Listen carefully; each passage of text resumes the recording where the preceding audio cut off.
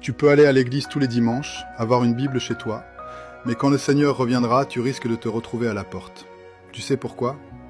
Parce que ta lampe n'a plus d'huile. Il y a un truc que beaucoup de gens veulent pas admettre. La lampe et l'huile, c'est pas la même chose.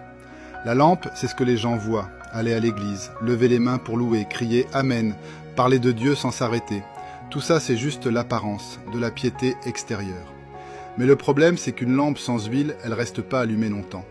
C'est quoi l'huile au juste? L'huile, c'est ta capacité à comprendre la voix de Dieu. Quand le Seigneur revient et qu'il frappe à la porte de ton cœur avec ses paroles, tu dois pouvoir le reconnaître et pas le laisser dehors. C'est ça, la vraie valeur de l'huile.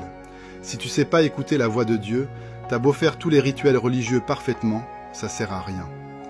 Regarde les pharisiens à l'époque. Ils priaient et lisaient les Écritures tous les jours. Ils étaient impeccables de l'extérieur. Mais quand le Seigneur Jésus a partagé la vérité, ils n'ont pas reconnu la voix du Messie. Au contraire, ils l'ont condamné et rejeté. Par contre, Pierre, la femme samaritaine, eux, ils ont reconnu le Christ à travers ses paroles. C'est eux qui savaient vraiment écouter la voix de Dieu, ceux qui avaient préparé de l'huile. Jésus nous a clairement prévenus. Mes brebis entendent ma voix, je les connais, et elles me suivent.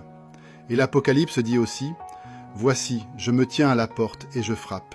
Si quelqu'un entend ma voix et ouvre la porte, j'entrerai chez lui. » Ces paroles nous disent un truc important. Seuls ceux qui savent écouter la voix de Dieu peuvent accueillir le Seigneur et entrer au festin avec lui. Les 5 vierges sages, c'était pas de la chance. Non, elles s'étaient préparées, elles avaient cette huile pour entendre Dieu. Les 5 autres, elles avaient la lampe à la main, mais c'était vide dedans. Elles comprenaient pas la parole de Dieu, elles savaient pas discerner. Quand l'époux est arrivé, la porte s'est fermée. Et là, c'était trop tard pour remettre de l'huile. Du coup, la question, c'est pas de savoir si tu as la foi ou pas.